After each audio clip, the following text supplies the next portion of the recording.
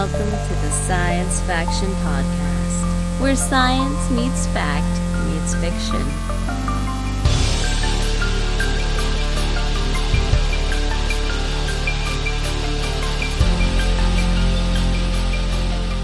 This is Science Faction for the week of November 9th, 2025. I'm one of your hosts, Stephen Dominguez, and with me tonight, two gentlemen. I thought it was only going to be one, but then it turned out to be two. It's a surprise Benjamin Daniel Lawless sighting. What's up, y'all? Hey, this is Devon Kraft. Devon, I got to ask you something point blank beginning of this podcast before we get any further. A listener asked me something about you, and so I have to then extend that and ask you, Devon, do you like being on this podcast? Oh, I do. I really do. Okay. Follow-up question. Why does it sound like you don't? yikes. Shots off the bow. One for the, I guess the biggest reason is I think it's funny. Okay. Second reason is because I do think I think we don't need to take it that seriously, because I don't think a lot of people are listening, and I don't feel like we're trying to put the effort in to make this like an actual like thing, like it's going to be like on the top 10 of like Okay. Apple sci-fi or Apple science podcasts. So I am so glad that we're talking about this now, now that I'm 5 years into this stupid thing. So, Devon, you I mean, if we're trying assume to like no, you're get to the assuming point. that we also do not care about this podcast. Well, if you did, I think you'd try harder. I'm super glad that we're talking about this now. This is great. Oh boy, this is all. Okay. Go ahead. Well, it's funny because I don't tell a lot of people that I'm on a podcast because I just don't think of it. To me, that's not like a thing. It's because it's kind of funny. It's like, oh, I'm on a podcast, and the two responses should be, yeah, you and everybody else. Like, it's Right. simple to have a podcast. Everyone has a blog. Everyone has a Facebook page. Like, Yeah, we're middle-aged white cisgendered males. Like, we have a podcast.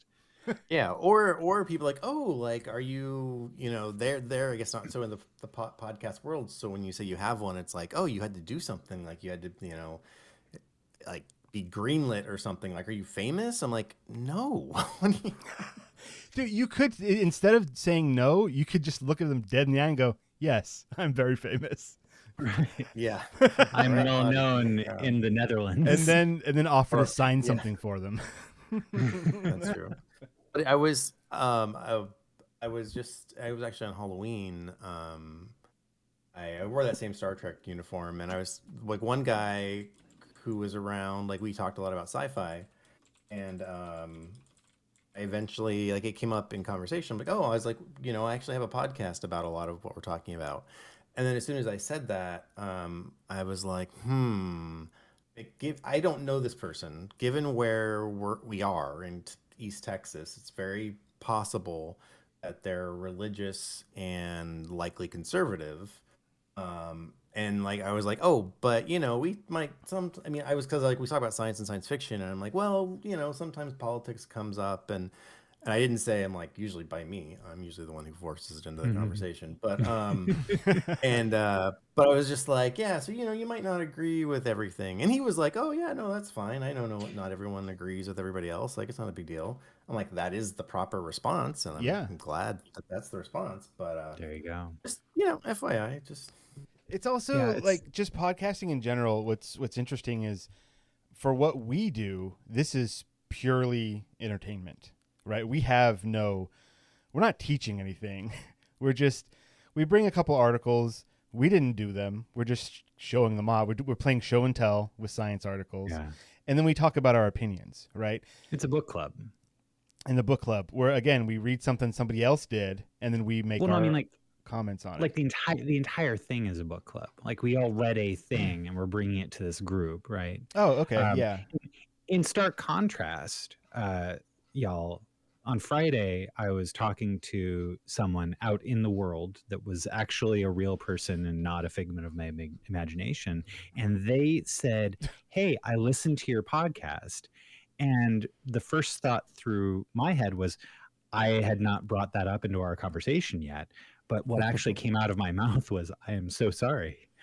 Wow. But no, evidently, Stephen, you had told this person about our podcast. Oh. and he went back to listen to some of our discussions on Dune. And yeah. And so The movie or like the book a long time ago? He did not he didn't say. I imagine that was probably brought up when Stephen was telling him about the fact that he's on a podcast.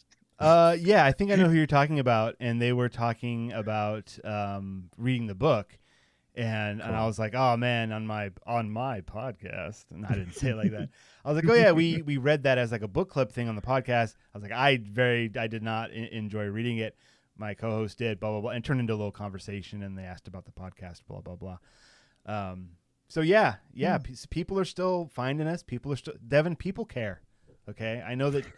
You don't feel it in your cold, dead heart, but people do care. Soul Crusher strikes again, man. Good old Soul Crusher. All right. Well, it is another episode of the Science Faction Podcast where we talk about science and science fiction. Let's do a little chit chatty here. In the world of sci-fi, I have a new toy. And I'm so happy with it. I showed it off to Ben today. And he almost guessed correctly what it was. Do you remember what your guesses were? Yeah. No, I thought it was like a food dehydrator. And, it looked. So I showed it to you in my kitchen, and it did look like a kitchen device. It does had look buttons like on it. Mm-hmm. You know, yeah, it looked like it was straight out of late 70s, early 80s, like plasticky. Yeah, it looked like a food dehydrator. Yeah, you know, and then he pressed a couple of buttons, and it like the sides fell away, and inside was like lit up a bunch of different painted figurines that you had for your Shatterpoint game. Yep. And I'm like, wow, I was hoping to get a little bit of beef jerky here, but like whatever. I was hoping for beef jerky, but all I got was this dumb plastic. What are these babies' toys? This baby, I bet you have to play with your hands. These babies' toys. It was a Camtono. Some of our listeners are like going, yeah, but I'm guessing most of them are like, what?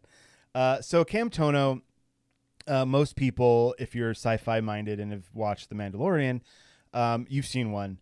It was the big white bucket shaped device that when it was opened had all the best car in it that Mando was paid with from the client, right? I went to see the baby, like that guy, right?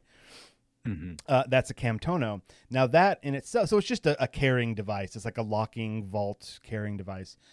But it came from a very deep cut from Empire Strikes Back. There's a character. I looked it up earlier. I'm not going to look it up right now.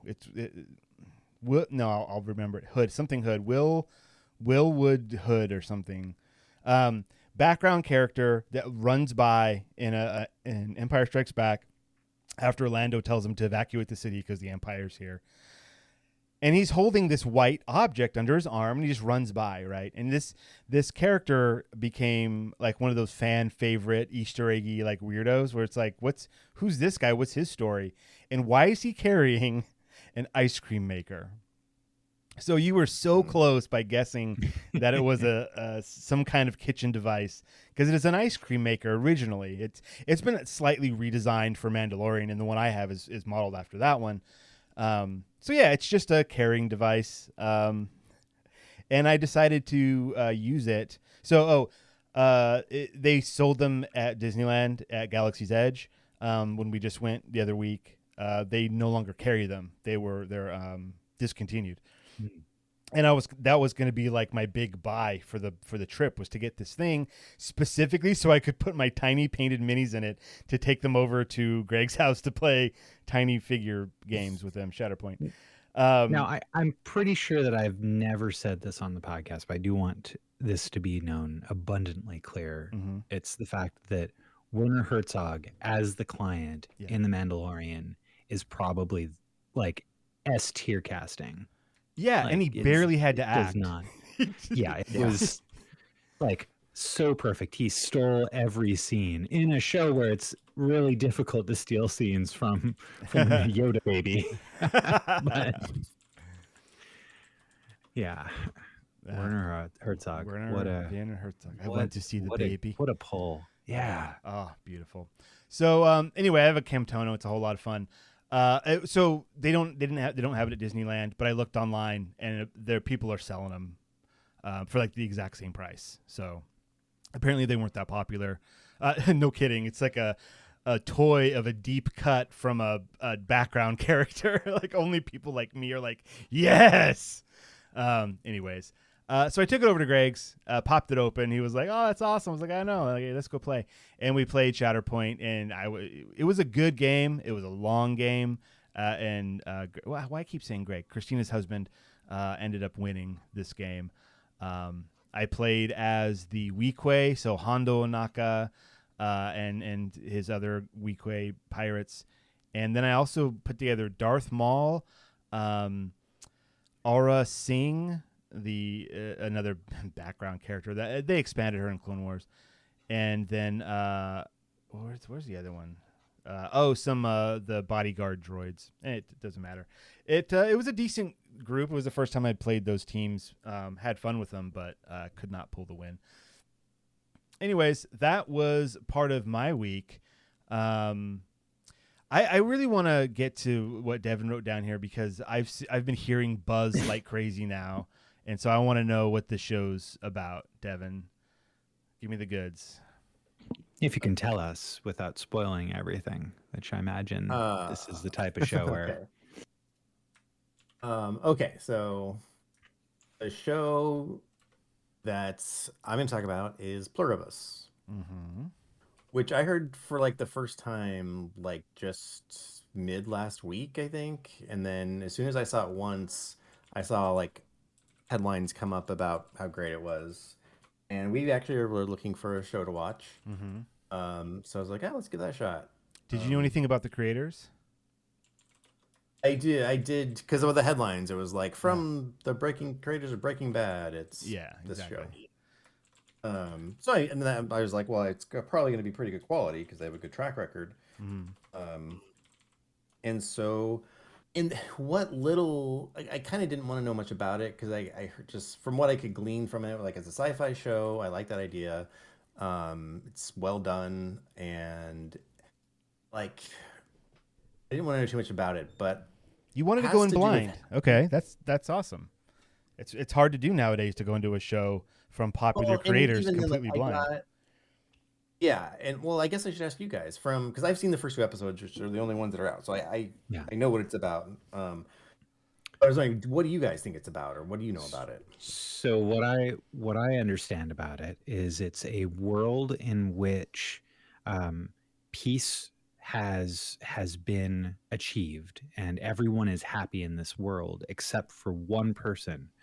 And the world has some kind of like everybody in the world has some kind of crazy hive mind, and now their one goal is to try to bring happiness to this one person who is potentially incapable of having happiness.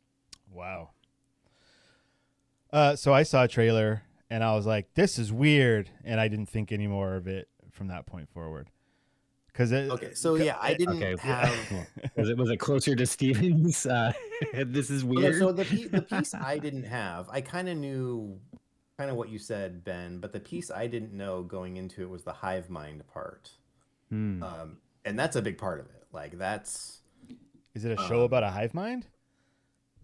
Basically, Rick's girlfriend. Basically. Wow, they kind of deal with some of those issues. So pluribus, like the plural of people. All for one, pluribus unum. Okay. All right, I get it. But So that's like I didn't know that part of it. And so the first episode, like everything's unfolding and you're setting up the premise. And the second episode is now that we've set this up, we can finally like see what happens when with the characters and with the whole hive mind thing. I love how they do it because there's so many different aspects to that that could be explored. And I think they do a pretty good job of taking it seriously and thinking of clever ways to handle it. Like, oh, if you're a hive mind, why would you do this? You wouldn't do this. You would just, I don't want to give it away, but just the way that would work in actuality. So they've put thought behind how this would actually work, and not just have it be jokes in the background. It makes some sense. Yeah, and then and then there's like certainly there's different moral dilemmas on the side of the hive mind and on the side of the human, and on all these different things that are super interesting. And then with our only other like extensive experience with this concept is the Borg, which they did well at times and not so well at other times. And a show like Star Trek and over different series, it gets convoluted and inconsistent. So, which is it's fun because Star Trek's kind of a different thing. But like when you add a queen, and the queen is more like seems to be this maniacal, flawed personality. It's like, don't you have the knowledge of billions of organisms, and aren't they all hyper intelligent? And why are you this petty person? But it's like that works for the episodes, First Contact and plenty of episodes of Voyager. But this is more like, okay, well, let's go back to the way the Borg were at the beginning. First of all, they weren't overly hostile to begin with. Like, they were just like reacting, like ignoring people, pretty much, right? Exactly. And the studying. crew was able to beam on board a Borg cube, no problem, and just look around. It was like an investigation mystery type of a classical Star Trek thing, as opposed to it just being like shows up and starts being this huge threat. Okay. So anyway, so it's fun getting back to that. A new, like, well, not new, but a more realistic approach to that, and that everything that comes with, and it's done really well, and it's one of those new, fun, interesting sci-fi shows. It basically feels like a episode of Black Mirror, Okay. Crazy concepts. Is there a clear-cut reason for the hive mind happening, or is that part of the mystery? No, the cause is pretty clear-cut. Okay. All right. Fair enough. I'd like to go into it blind. It might be a mystery, but it's not like everybody just wakes up one day and this is happening and it's like we got to figure out where this came from. There's a cause and effect, just very clearly how this happened. Awesome. That's great. I didn't how it works. It's a bit magic-y, once it gets set up. It's there's probably some issues that wouldn't make sense, but there is enough of an explanation, and it's hard. Anyway, can I guess? Can I guess that the hive-mindedness isn't like the main drive of the show? It's like how do I say this? Some shows would take the hive mind thing and keep it a mystery the entire season as to why, and then with a big reveal at the end. And like the characters constantly asking the whole season, how come this is happening? But it seems like, and my guess is, they know why it's happening, and it's not about that. It's happened. Move on. Let's focus on these characters.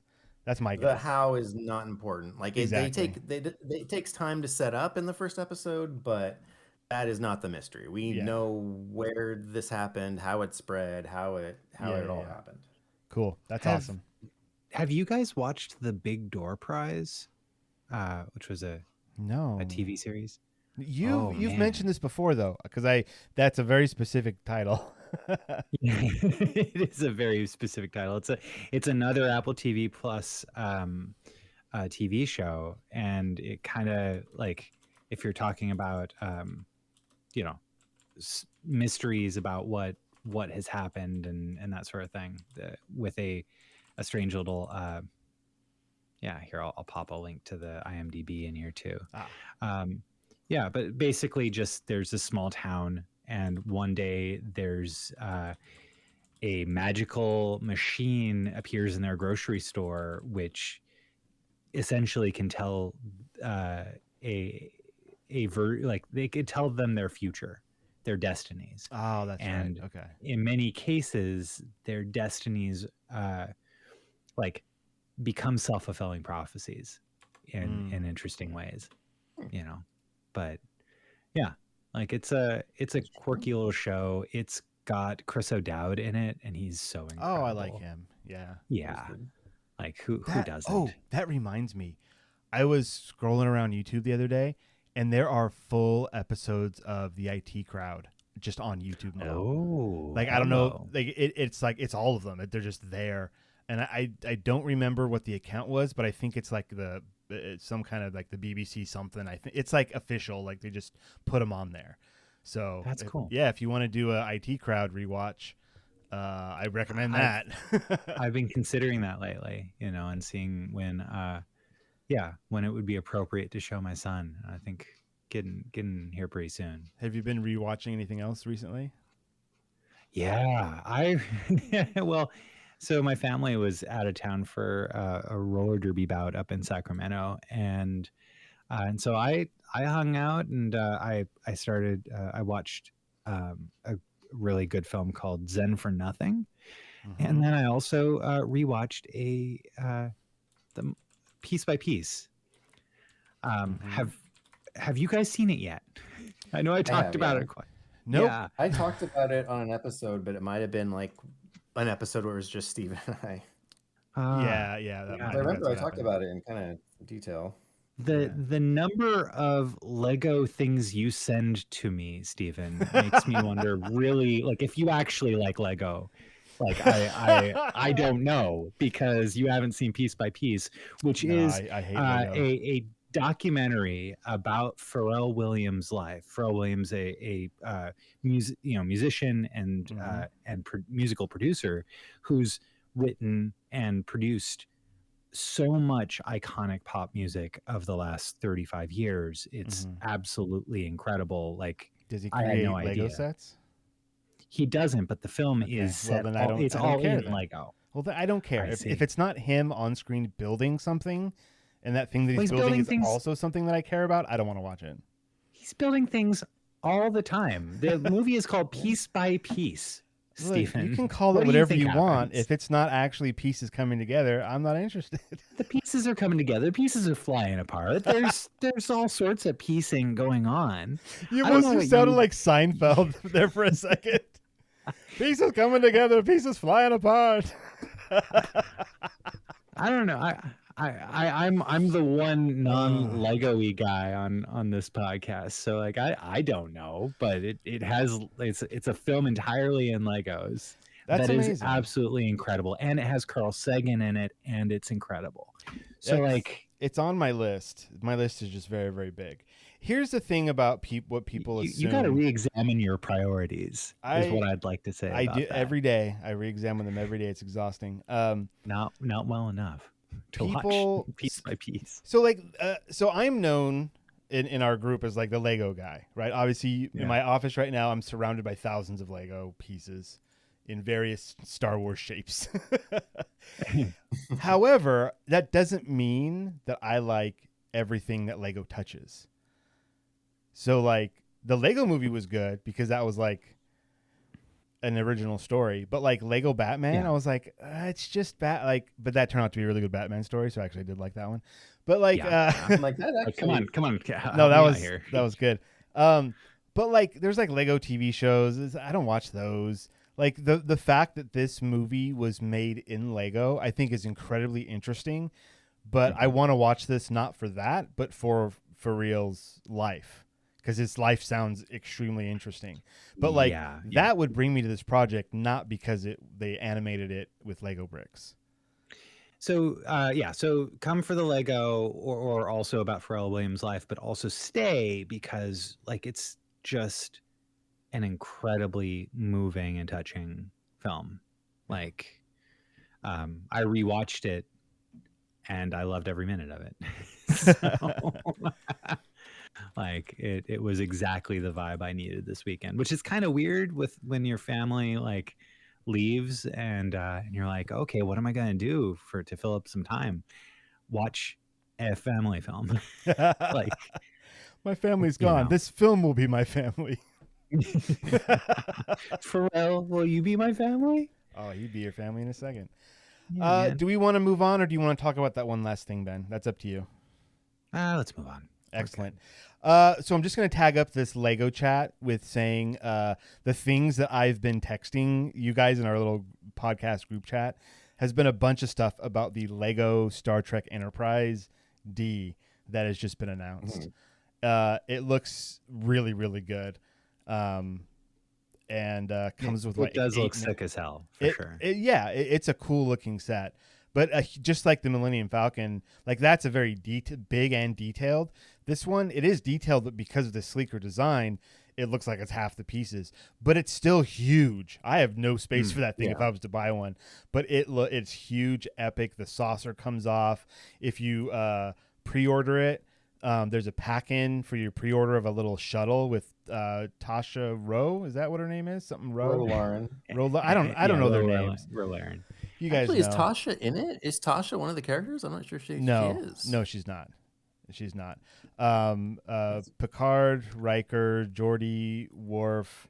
Now I'm wondering Crusher, if Ro. I'm wondering Wesley. if Ensign Ro has the same or more. Like, who has more episodes, Tasha Yar or Ensign Ro? And Data. Who do you think? Include...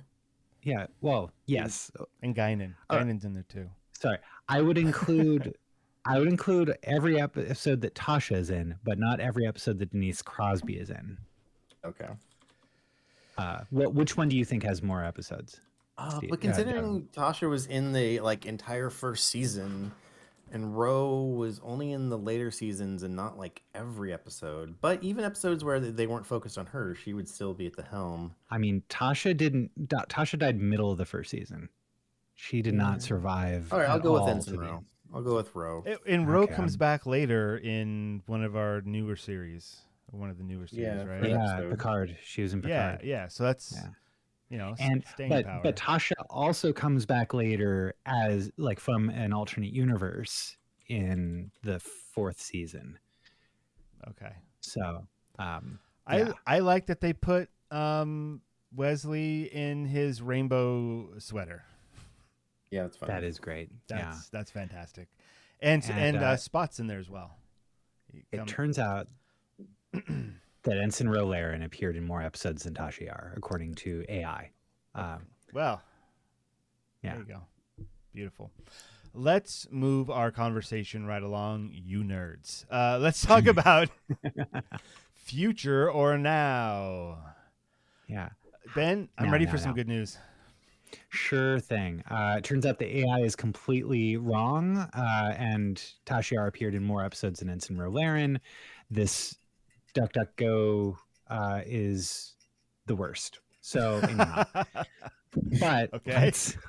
Let's talk about why solar punk is already happening in Africa, or how Africa is building the future by skipping the past.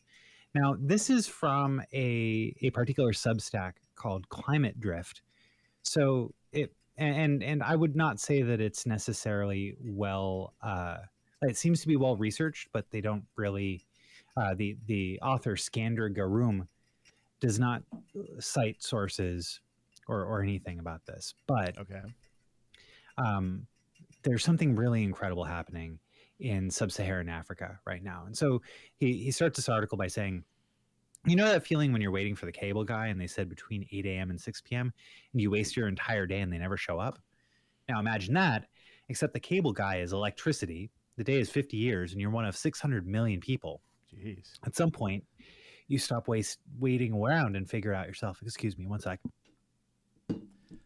Ben just died, everyone. Yeah, I had to cough. I didn't want to do it right into the microphone. Thank you. I appreciate that. Yeah. So what's happening right now in sub-Saharan Africa is the most ambitious infrastructure project in human history. Except it's not being built by governments or utilities or World Bank consortiums. It's being built by startups selling solar panels to farmers on payment plans. And it's working. So what they're talking about here is that like they waited essentially traditional centralized electrical grids were just completely financially impractical for reaching the 600 million people without reliable power in sub-Saharan Africa.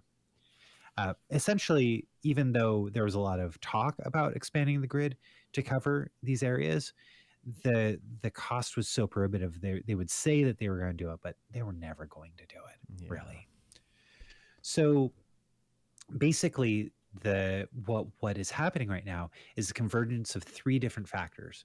So number one, dramatically cheaper solar hardware is happening right now, which is, it's kind of incredible because like it kind of goes through how much solar panel price per watt has been. In historically, in 1980, you would have paid $40 per watt, but in 2025, we're spending 20 cents per watt. Oh, That's a 99.5% decline in 45 years, which is Moore's law, except for sunshine.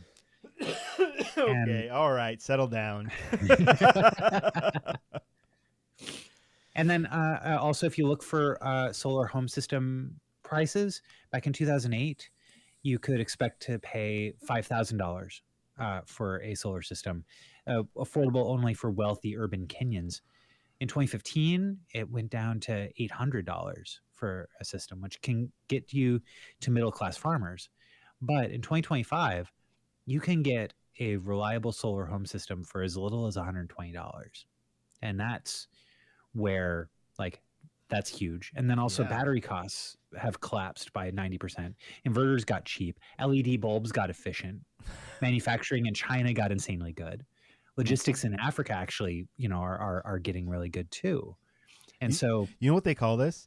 This is called trickle down electronics. that is good. That's good. Good night, everybody. Yeah. So then the second thing that happened here is in 2007, Safaricom, which is Kenya's telecommunications company, they launched a mobile money platform that let people transfer cash via SMS. Everybody thought it would fail. But by 2025, 70% of Kenyans use mobile money, not in addition to banks, instead of banks.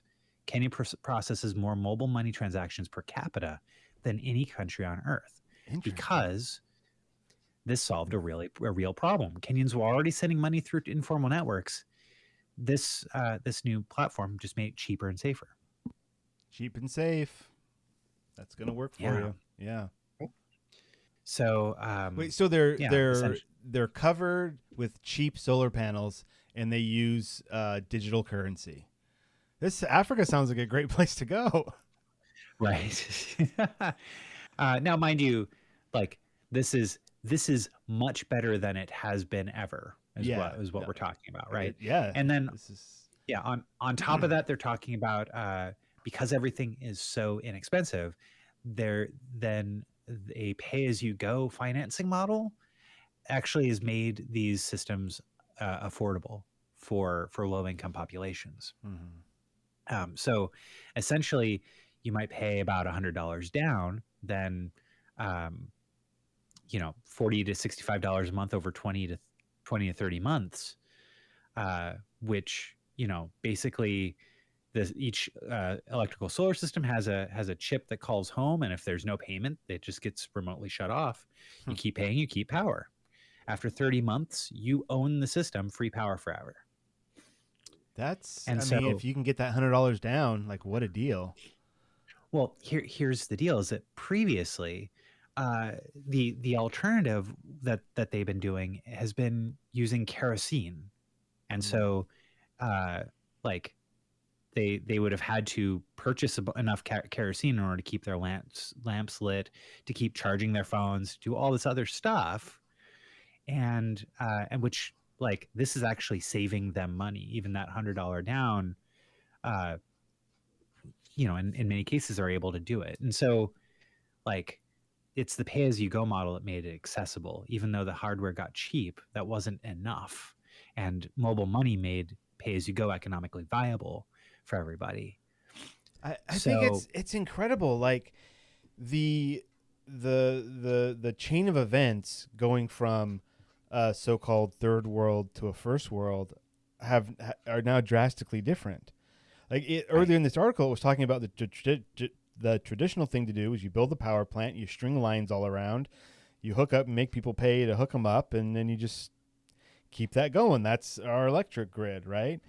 Well, they don't have to do any. They skip that step, and if they're going straight to solar power, and then with the digital payments for things, I mean that's amazing. It blows my mind that we like technologied so hard, so fast that some places couldn't keep up, and now they're able to reap the benefits of better technology. That's amazing. 100%. Yeah. And so like, what this also has an incredible amount of good news here is that, like, for example, if they're no longer relying on kerosene for electricity, then that means that they're not breathing in these, the terrible off-gassing that kerosene would give. Mm-hmm. It also means that now that power is available to them, means that they can have lights on at night, which means that students can study into the night. And so whether you're a child going through the educational system or an adult that is studying to get a better job, it is like, that's like the beginning there. So no respiratory disease from kerosene lamps. It's so good. Good for them. And on top of that, all the stuff that's going down is actually meaning that because of a lot of this stuff, they're so 95% of sub-Saharan Africa's cropland is rain dependent, and farmers have been spending $2 billion annually on diesel pumps. Well, now with solar powered irrigation pumps, with Internet of Things enabled remote monitoring, pay-as-you-go financing, free installation, 10-year warranty with drip irrigation included, this means that crop yields are increasing by 3 to 5%. Farmers are going, their revenue is spiking from $600 an acre to $14,000 an acre. Whoa. And after the payoff, there's zero marginal cost because they don't have to deal with diesel. They can have year-round irrigation instead of seasonal, and they save 17 hours a week from manual water hauling. So what does that do? It means that now 40,000 or more farmers have been served.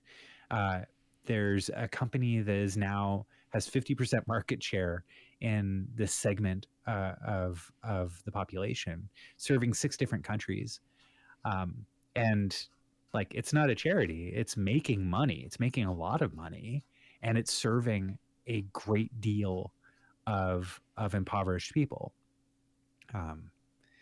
So yeah, like, things are going great there, or rather better than they ever have before for these communities, and I'm so excited about that. That's fantastic, man. Yeah, I hope that works out. Yeah. I mean, once our government collapses, maybe we can look to them for some ideas. It's I mean, after Africa, in Asia, there's 1 billion people without electricity. Well, that's only 1 out of every 10 people or something. Aren't there a ton of them? I'm just saying that, like, the opportunity for these systems that have already proven to work on a small scale and also to scale up reliably. Yeah, it could explode across that area. Yeah, it's absolutely incredible. So it's just like, it's that idea. I think that what's so exciting to me is that, I mean, for me, I do not think this is one of the few times where I see that capitalism is actually doing good for people. Whereas here, I look in America and I see capitalism that's keeping a lot of people where they're at or lower, and they need to be better than they are doing. Because we're in the late stages. Right. Yes. They've So- just started. So it's, I mean, but they're living in the same world that we do. Yeah. It's just that, they don't have it nearly as good as us. Right, hopefully they can look at us and go, oh, we don't do it that way. Don't fall into those traps. We see what happens if you do. We see it here, and now it means 600 million people are rising into the middle class, and that's incredible to me. Like, yeah. So and then what happens after that? Kids stay at night, higher test scores, better jobs. Adults work after dark; they get a higher income. There's food security, financial inclusion, because all this stuff is allowing them to charge their phones, which allow them to continue to have access to their money. It means refrigeration and vaccine storage and preventing disease. Yeah. Yeah, refrigeration. Jeez. Right. Yeah, it means keeping milk and meat edible, and reducing food waste. It means getting rid of a lot of the kerosene smoke and reducing respiratory disease. Cleaner air quality. Like, it's just, you've got that, and this should be the template for building infrastructure from here on out in the 21st century. Yeah. Not requiring 30-year mega projects, but instead letting it be decentralized when it works, and letting it be modular and distributed, digitally metered, remotely monitored. It's a very different thing from the 20th century, where post-war we dealt with a lot of centralized government-led mega projects, and monopolistic utilities have kind of sprung out of that. And this is the exact opposite of it. And it's working so very well right now because the technology and the science is making it happen. So, super stoked. Great. Awesome. Fantastic. Another word, Devon? All right. Indubitably. There it is. More on this as it develops. There everybody. we go. Thank Okay. All right. Fantastic. I hope it develops. All right. I'm going to go and do my science. Probably a little quicker now that we're have some less time, but that's okay. I'm calling this one It's Getting Hot in Here. That's that song actually was produced by Pharrell. That's wonderful. I would love to hear something about his life in any form possible, be it regular or Lego. Sure. All right. This comes from Science Daily. It was published on November 9th. Meet the desert survivor that grows faster the hotter it gets.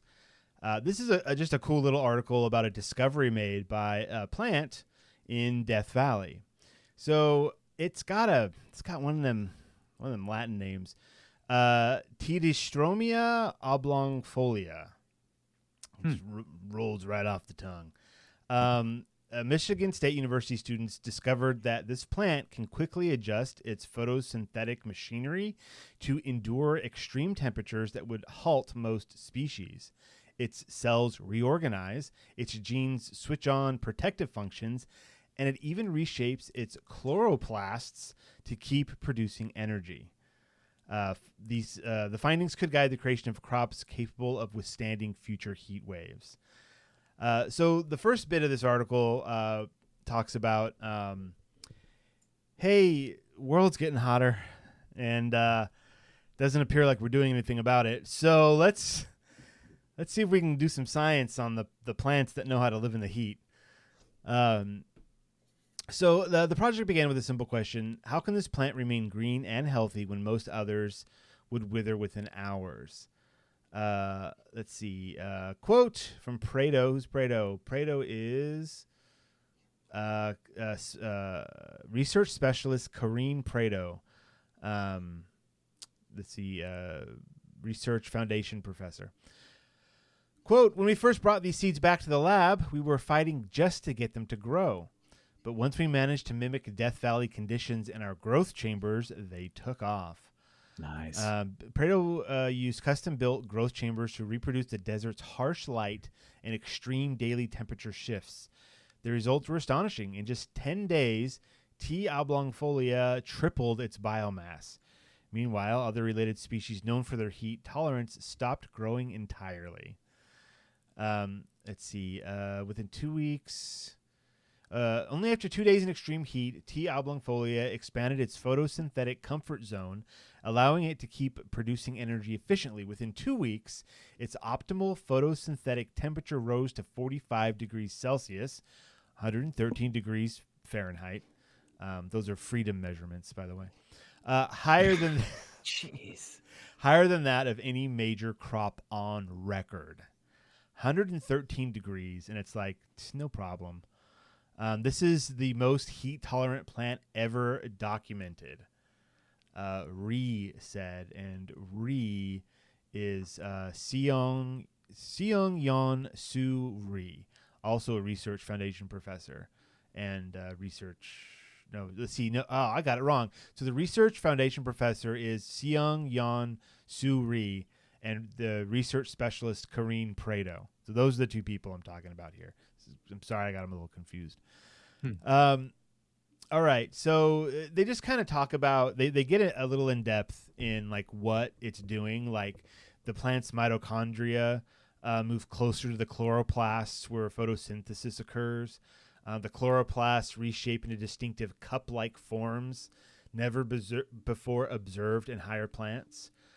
These adaptations could or may help the plant capture and recycle carbon dioxide more efficiently, maintaining energy production even under stress. Within 24 hours of heat exposure, thousands of genes adjust their activity. Many are involved in shielding proteins, membranes, and photosynthetic machinery from damage. The plant also increases production of an enzyme known as rubisco activase, which helps keep photosynthesis functioning smoothly at high temperatures. Just super cool. Like, there's this plant, and we've known forever, hey, it grows out there, but like, what are the mechanisms for that? And they're finding them out, and that's super cool. And this is one of those deals where it's like, hey, once we figure out how this plant is doing it, then we can do some really good science and do some gene editing and perhaps give them to other plants that are dying off because things are getting hot, you know. It says her lab is already applying these insights, studying how the genes and cellular structures that give T. oblongifolia its extraordinary resilience might be used to make food crops more heat tolerant. Quote, this research doesn't just tell us how one desert plant beats the heat, Prado said. It gives us a roadmap for how all plants might adapt to a changing climate. So, all right, cool plant discoveries. I mean, you get some of those plants with over there in Africa and with the photosynthesis, not the photovoltaic. Anyways, I lost the joke. We're gonna. I was gonna keep on going with additional facts because that article was very long and I did not get through all of it. But you all should take a look at it because there's a lot more there. But well, maybe people can do that while we take a break. So sure. We're gonna do that. We're taking a break. So we're already 48 minutes in. Don't worry. Or you could read In the Forests of Memory by E. Lily Yu, which we will be talking about when we get back. That's a real quick read for you. That'll be a good one. So such a quick read that I think it's also going to be a quick talk about on the other end here. So you think? So I think. Prove me wrong, please. Wow, you missed a lot of subtext. That subtext must have been a really small font. We'll be right back. Hey, you. Yeah, you sitting there listening to this for free, like some kind of podcast freeloader. Look, I'm not saying you owe us, but if you enjoy our deep dives into AI, space, and comic book mayhem, maybe toss a coin to your podcasters. Join our Patreon, get into our Discord, grab some exclusive content, and finally achieve that deep, satisfying sense of superiority over your non-Patreon listeners. Just imagine their sad, uninformed little faces. Patreon.com/Science Faction Podcast, because knowledge is power, and power is best hoarded behind a paywall. And we're back. Well, we're back. Well, now we we're didn't. We didn't. down. Yeah. Yeah, you and I. We did not. We did not collaborate at all on on that. On how Should we we would try it how would again? we do this? No, it's fine. Okay. All right. Cool. Well, hey. So for those of you who don't get the paid content, Steven had to go rip a tooth out of his daughter's mouth. So Yeah. he said we could finish up the show. Right. There you go. And a big thank you to our patrons who know what's going on because you all are listening. Thank you. And to everybody else, good luck piecing it all together. Next week for book club, we have Diana Dima's City Grown from Seed off of strangehorizons.com, which has both the text version that we'll link to in the show notes, but also it has a podcast. This one's a relatively short one, about 15 minutes in the podcast, and pretty short in the text version. I think that they probably added a little bit more discussion to the podcast. But there is a content warning at the beginning. I just want to let everybody know there is some domestic violence and domestic abuse in this one. So, but that's City Grown from Seed by Diana Dima for next week. This week, Devon, what did we read? We read In the Forests of Memory by Lily Yu. Yeah, which big thanks to Vice.com for putting this one out there. Mm-hmm. So, what was this all about, Devon? Well, it seems to be about a character who lives in a cemetery, but they call them, at this time, they call them forests of memory. Yeah. So far future. Yeah, I mean, near future. Does it say? Because it has someone's like born and death dates. Yeah, the death date is 2031. But yeah, so I mean, that how long ago that happened, we don't know. But yeah, so I would say in the mid to late 2000 century. Yeah. I guess you know what, that's interesting because like I assumed it was far future, but you're right because the character. Okay, so the main character, her name is Sunny Carballo, and she essentially is a vagabond. She's homeless, and she's been living in one of these forests of memory, A294 to be specific, and essentially it's, you know, she lives there kind of ducking all of the you know, people who are groundskeepers, basically groundskeepers. Yeah. But you know, is able to find, you know, when families leave fruit, buns, and alcohol at the graves of their dead, she comes in and relieves the dead of those things. And yeah, but the world is usually not kind to 70-year-old women without homes. The forest at least provides food, a bathroom, a concrete shelter, and some safety. Or does it? I think is the, yeah. So she had walked up to and tapped lightly on the brass plaque on a beach that said Alphonse Remy, who was born in 1954 and died 2031.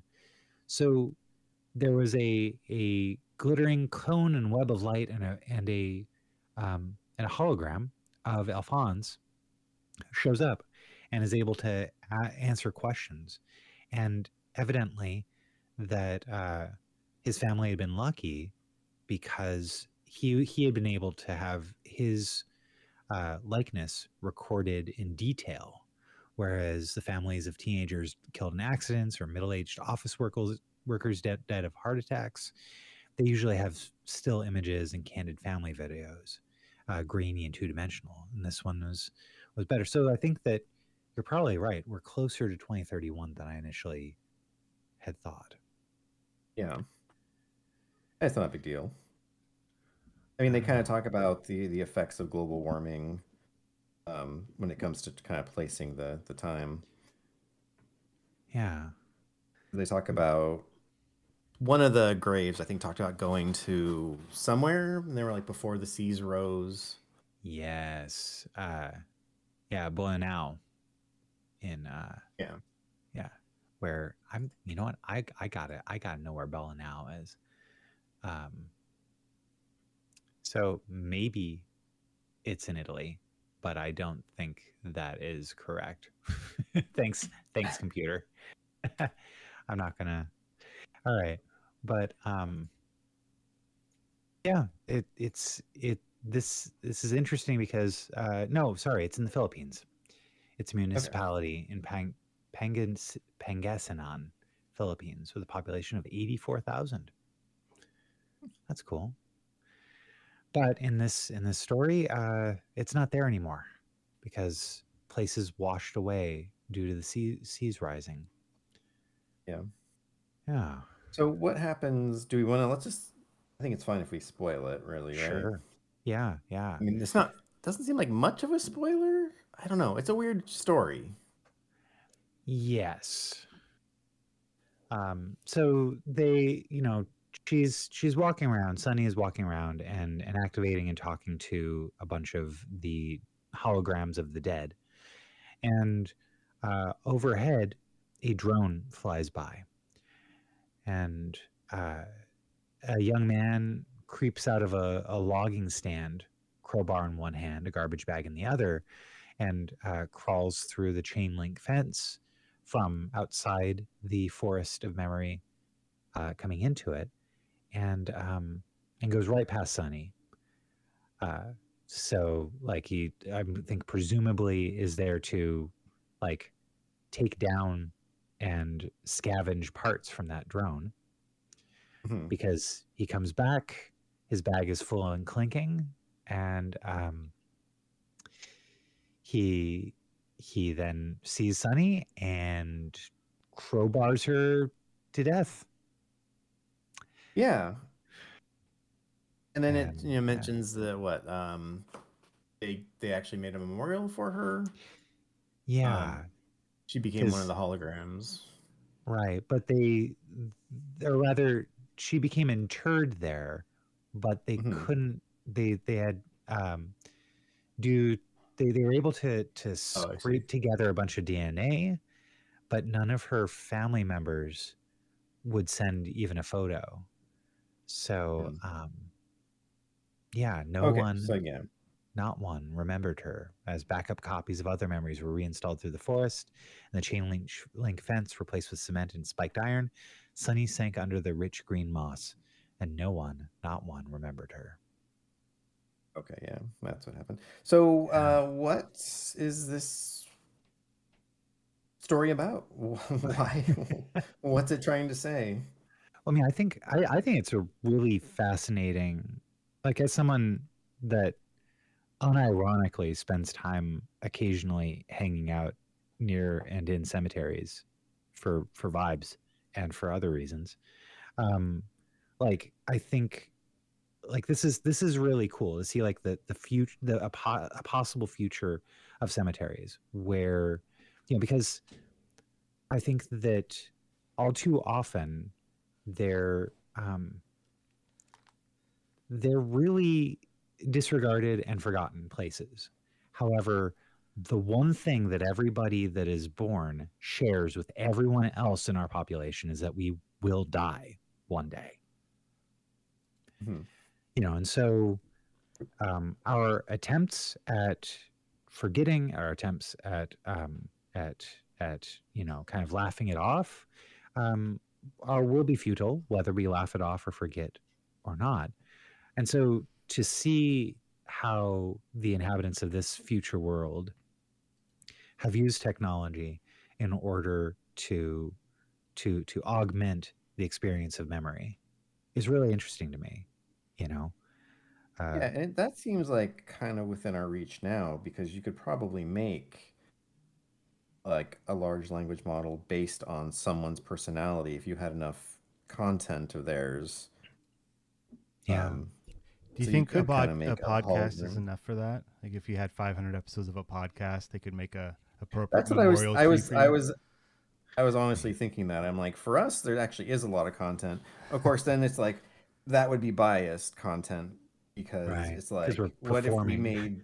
yeah, we made someone's personality based on this podcast, and one of our loved ones interacted with that, they'd be like, it's sort of them, but it's a It's different kind of version of them. weird and sus and cringe. Yeah. Oh yes, sus and cringe.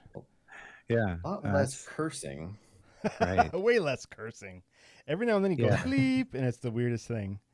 He never Yeah. said that. Someone would come up to me like, "Oh, I talked to your memory ghost." I'm like, "I am so sorry." It thanks their Patreons like all the time. Who are these Patreons? What is Patreon? Did you guys mention why I wasn't back? No. We left Yeah, I that for did. our I said you were patrons. tearing your daughter's tooth out of her. Yeah, mouth. her mouth bones. I had to rip out some mouth bones. Welcome back. Yeah, I'm back. Yeah, it was a tooth that was like right on the edge, and the kids for some reason they were like, Mom can't do it right. Dad's got to be willing to pull the tooth out. It's one of those deals you just kind of get a grip on it, and then they like twitch their head a little bit and it just pops right out. Right? It's Mm-hmm. they're not quite there. Mentally. Nolan will to do it not let me themselves. do that. Really? Elliot hasn't lost any teeth yet, and Nolan, like, he'll have ones that are like just hanging on, and I'm like, I could easily take that out. And he's like, no. So we just wait for it to fall out. Yeah, and that's fair enough. How's this story? Did you guys enjoy the story? Well, We went okay, over so basically everything that happened. yeah, and I'd like to say, Yes. I believe, like I'm gonna call it. I think that you really like this story, Stephen. Okay. Like this just to me, due to vibes, due to just kind of the like the environment that's put that puts us into. Like I feel like this really goes. Do you like it? I'm just curious. Well, before I answer that, now I'm gonna give Devon the podium. Do you think I like the story or not, Devon? Oh. Pitting us against each other for his affection. I don't expect much that you did. First off, because kind of your comments earlier in the podcast, I don't remember what they were, but I got the sense that because you said it was short, and I feel like even if it's a short story, but you liked it, you usually have a lot to say. So, that's part of it. And so, judging on the story itself, it's hard for me to. What would you think? Like, I thought it was too thin. I thought it needed more going on. So I'm gonna say you. I'm not gonna say you hated it, but I'm gonna say you generally didn't like it. Okay. Drum roll, please. All of our patrons are going to know the answer. Good night, everybody. No. If you'd like to know the answer to this question, pay us. No. I'm already paying. I want to know. Stephen, I'm the one who asked. Jeepers. All right. Actually, Devon is closer to the truth than Ben. Okay. I did enjoy the story, but I did think that it was lacking something.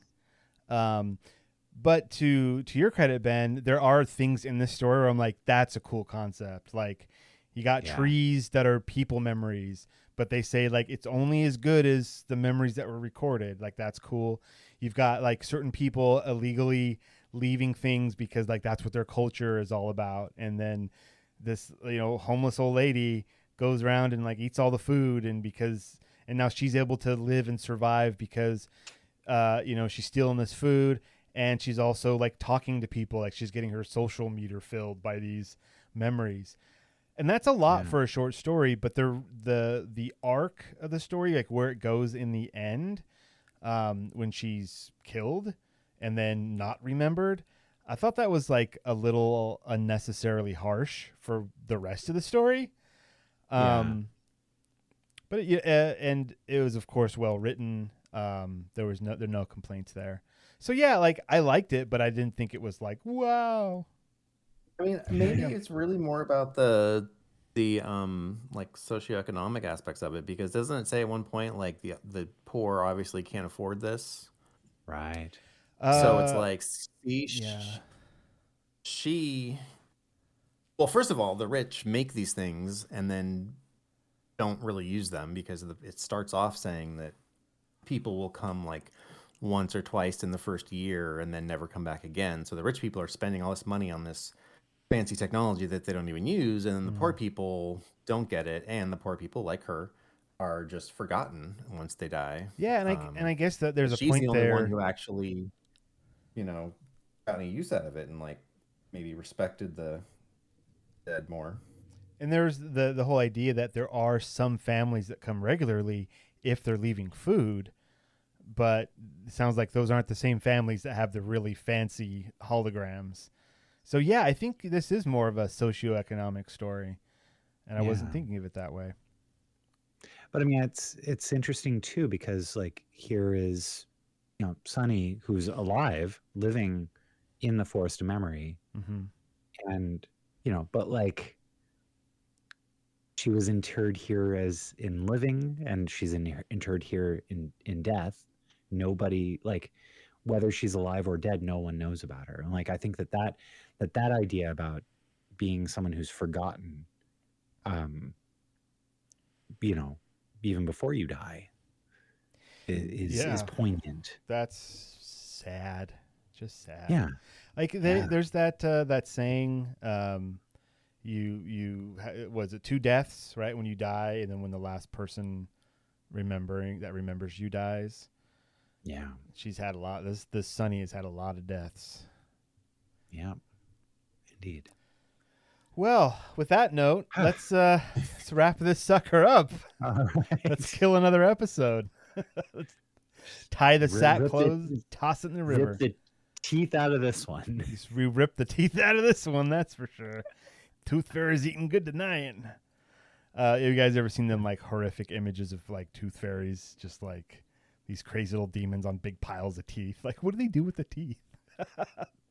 The kids ask, and we shrug. Like, we don't know what they do with them. And different places, they do different things, and so, yeah. Okay, I know way too much about that. I was about to say, tune in next week for Ben's TED Talk about Tooth Fairy time. Yeah, Tooth Fairy time. Let's go. Tooth Fairy time. Welcome to the Tooth Fairy podcast. Two Tooth, Two Fairy is what we're going to call it. Oh, my gosh. Oh, boy. All right. We've come to the end of this one. You guys talked about next week, City Grown from Seed by Diana Dima. All links are in our show notes. Be sure to check those out. And with that, I'm going to virtually point at Devon and ask him if he has any final thoughts for us. I don't. That's okay, man. Don't feel ashamed. Say it with strength and conviction. I don't. All right. You're the worst lawyer. Your Honor. Ben, any last words? Yeah. Well, in entertainment news, Billy Joel was angry after finding some wet laundry. Apparently, he didn't start the dryer. I hate you. Good night, everybody.